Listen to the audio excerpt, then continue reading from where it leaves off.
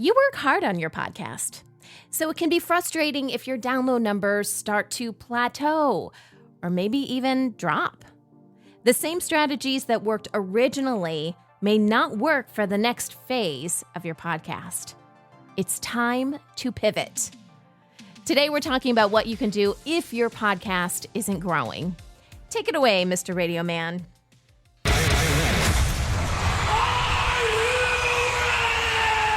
Podcast Your Business. Hello, everybody. Welcome to this podcast. It's called Podcast Your Business.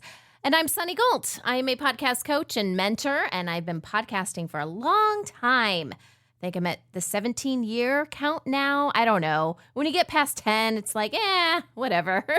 I'm also the founder and CEO of a company called Independent Podcast Network. You can find us at independentpodcast.network. It might be the longest URL in history, but it's great for SEO. So today I'm here to help you create amazing podcasts for your business. And we do this by mastering the 5 P's of podcasting. So what are the 5 P's of podcasting? This is something that I created in the very first course that I launched for podcasters. And we break it down in 5 P's because I believe if you master these 5 P's, then you really are doing good with your podcast. And it's something we should all strive for, right? So the 5 P's are prep, plan, produce, promote, and profit. When we talk about prepping for a podcast, that's before you even start your show. It's asking yourself questions about, is this a good idea for you? And why are you thinking about starting a podcast in the first place? Then plan is diving into the format of your show and getting a good idea for the look and feel of your podcast. Producing is actually creating the content, whether it's audio or video. Promoting is telling everybody about it. That's a good idea because if people don't know about it, it's kind of like your podcast doesn't exist. And finally, profit. We have to be making money with our podcast. Now, if you just wanted to do a fun podcast, more power to you. But if you're listening to this show, it's because you're thinking about doing a podcast, or perhaps you've already started, where the podcast is focused on your business. So somehow it has to bring in revenue. Maybe that's clients. Maybe that's just getting you a foot in the door with other industry experts so you can launch other projects together. Whatever it is, you need to make money. So, Mr. Radio Man, what are we talking about today? Promote. Honestly, this could fall into several different P's, but I decided to put it in promote because we're really focused on what do we need to do to grow our audience? And when we think about audience growth, that usually gets lumped into marketing and promotion. So there you go. Now, I have yet to meet a podcaster who doesn't want their audience to grow. No, thank you. I have enough listeners or viewers.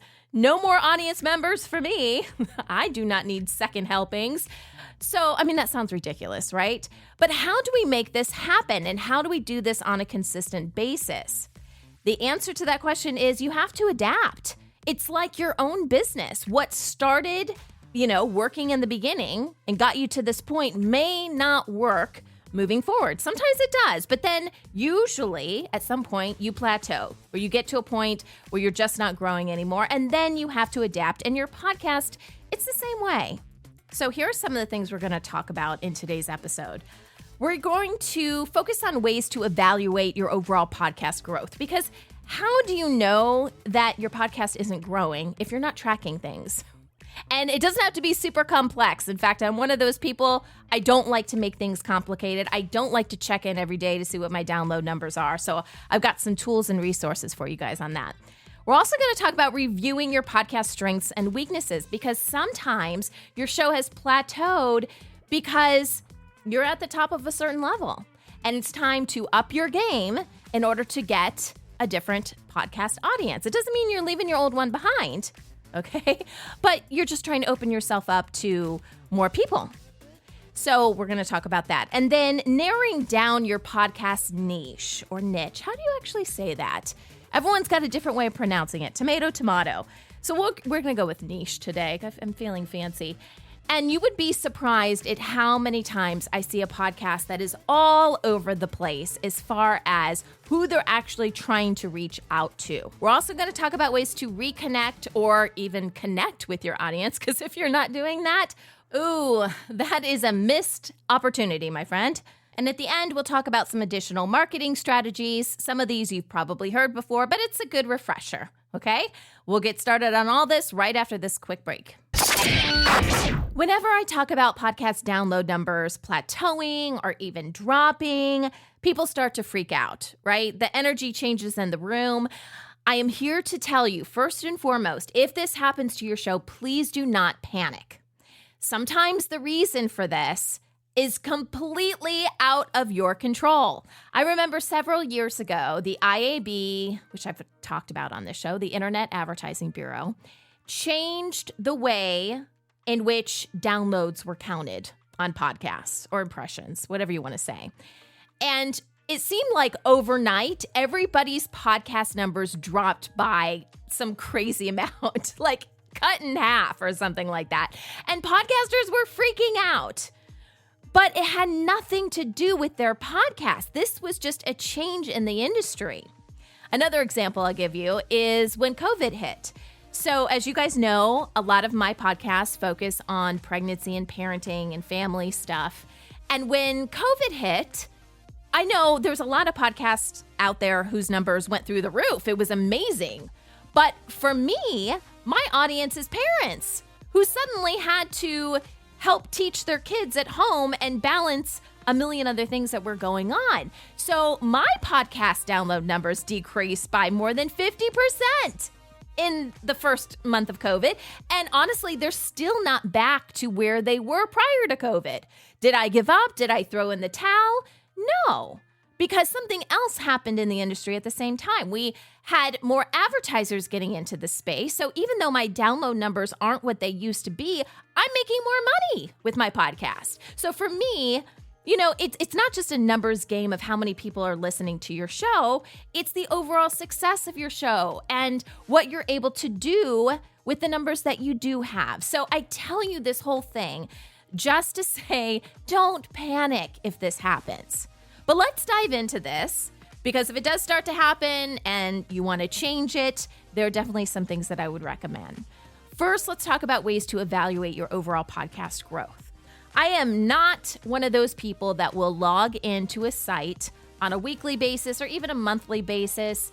It's just not my thing to look at download numbers. Sometimes I have to do it because I help podcasts and we want to see the growth of their shows. But when it comes to my own stuff, I actually don't get much out of that. Okay. So I don't do Google Sheets. I know a lot of people kind of get really into it and all that good stuff. But there is an app that I would recommend that you check out. There's a free version of it and a paid version. Go to podderapp.com, podderapp.com. This is one of the best resources that I have found for tracking stats for your show. Demographics, stats, they have a bunch of different things. Much better than Chartable, by the way. Sorry, Chartable, but Podder is legit. Now, if you go with the paid option, for me, that was a little pricey, but you may decide that works fine for your show. I was also looking at, pricing for multiple podcasts, but if you just have one show, it might work. But you need to know what your stats are. You have to have the data. I say data. My 9-year-old daughter the other day is like, it's data. So data, whatever. You need a tracking tool so you know how your podcast is shaping up. And it should allow you to go back and see the data for many months. Or if you've been podcasting over a year, you want to start to see trends. Okay. So find a tool that works for you to be able to evaluate how your podcast is faring, when you're up, when you're down, all that good stuff. You also need to take a closer look at your podcast strengths and weaknesses. This is a great time, and we've talked about this on the show before, for you basically to do an audit of your show. I call it an aircheck. If you haven't listened to that episode, go back. Listen to the episode that we did on air checking your show. We can actually help you out. My network can help you out if you need a non-biased person to take an objective look for you. But this is a great time to look at your show in a very objective way and say, how can I improve? Because what got you to this point. Let's say, you had a microphone, but you can still hear all the background noise in it. Some listeners just won't put up with that. Okay, they're used to listening to the podcast from the big podcast networks out there where the audio is pristine. So think about different things that you can do. It may not be just focused on technology and your equipment, but it may be the overall format of your show. Maybe it's a little bit too long. Maybe it's too short. Maybe the interviews need to be broken up somehow. Maybe you need to add some segments and stuff like that, because there are some really picky podcast listeners out there. So just be open to this idea of getting some help with your show. And quick little teaser, I do have a free gift that can help you with this, so I'm going to tell you about at the end of this episode. I also want to talk about narrowing down your podcast niche, all right? Because I see this happen a lot with podcasts, and I'm kind of surprised by it. Because common sense would tell you, and you hear this all the time, you can't be all things to all people. So why do we launch a show and be like, oh, this is for anybody that likes cars, or this is for, anybody that likes to exercise, or whatever? I mean, that's way too broad. I find a lot of people wanting to start podcasts to help people, to tell inspirational stories. There's nothing wrong with that, but what kind of inspirational stories are you telling? Because just to be, we're going to tell business stories of people that are successful. Honey, that has been done 1,000,001 times. So how is someone looking at your podcast, which, by the way, they're just scrolling through and maybe your podcast pops up, so they're really judging you by your podcast artwork. But how are you going to stand out? Because there's so many other people doing that. And they may have better technology, better equipment, all this other stuff could be going against you. So please narrow things down. You are not limiting yourself. What you're actually doing is you're becoming an authority in a very specific area. And you're making your content more valuable for that select audience. And guess what? Advertisers will pay a premium to connect with that audience. So it's actually better for everyone. You can really dial it in. Advertisers are going to be more interested. You got to find the right ones. But a lot of times advertisers want to get really niche because that's the power of podcasting. You can't really do that on radio and TV because they're trying to appeal to a mass audience. You're not necessarily trying to do that with a podcast. So all of what mainstream media is doing, forget it. That has nothing to do with podcasts. Okay? So look at who you're reaching out to, figure out if you can narrow it down and make it more niche, because I'm feeling fancy today. Let's also talk about reconnecting with your audience. This is a biggie. If you didn't do this when you started your podcast, then hold your horses, everybody, because you need to find a way to connect with your audience. That's what makes podcasting so powerful. We're tired of just being talked to through a television set or, through the radio. We want to have an more active approach in the content that we're consuming. So use your tracking tool, find out who your audience is, and that tool can also tell you how they're listening, right? Are they listening through a browser? Are they listening through an app? There's a whole, a lot of different information you can discern from these statistical tools. But find out who they are so you know who you're actually reaching out to. And then cater your content to that audience. Make it more niche, right? This goes back to being niche. And then I would also encourage you to find ways that your listeners, or if you've got a video podcast, your viewers can engage not only with you, because they may want to do that too, but with your content. Whenever I start a new podcast, that's one of the first things I do. I'm like, okay, how can people get involved in this show? Because I know it kind of sounds silly, but people do this with podcasting, but the first thing I thought of was radio. How you have those like radio call-ins, and people are so excited because they're on the air. It's like, oh my gosh, I'm caller 5 and I won these tickets. So people want to be part of the content. And if you are reading reviews, let's just say, for people that left reviews for your podcast, or people send you an email about how much they like the show, whatever it is, or maybe you've got different segments that they can participate in, like, send us your favorite parenting story, or, a time that you really failed as a parent, whatever it is. Get them involved in the content, and I promise they will be your best advocates moving forward. They're going to tell everyone about it. Because they were on this podcast, right? And you made it happen. So your audience is just super, super important. So make them feel special, guys. And then lastly, I just want to briefly talk about some alternative marketing strategies. The big one that I feel like a lot of people forget is SEO, search engine optimization. Now, quick story, about 3 or 4 years ago, I went cold turkey on all social media platforms, meaning I had accounts everywhere for all of my podcasts. And I woke up one day and said, I am done with this, and deleted all the accounts. But I still have to promote my podcast. So what I did is I invested my time and my energy and some money into the SEO for my website. And I'm talking about the parenting shows now, because I'm a parent, right? And whenever I had a parenting concern or something I wanted to know more about, the first thing I did was I Googled it. I went to Google and I typed it in. I didn't go to Facebook and see what such and such group was talking about. I didn't care about that. I needed an answer right then because there was a baby screaming in the background and I was going crazy. So I just used that information. And I was like, oh, okay, yeah, let's totally invest more in the website and keywords and things like that. And that's how most people end up finding our podcast now, which are still growing, guys. And let's see, the show's launched in 2012. Come on. I mean, I said earlier, we actually, because of COVID, we kind of went backward, but now we're building again because we didn't give up, right? So don't forget about the power of SEO.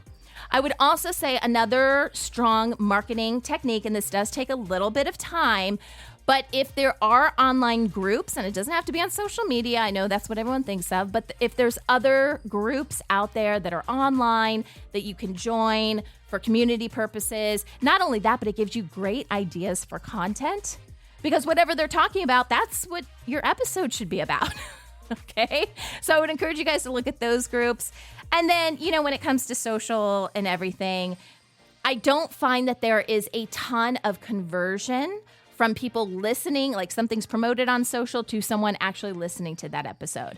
So I don't, as I just said, I don't invest a lot in social media. But if that is your thing, just don't do everything at once, because there's a new social media site that comes out like every day, it seems like.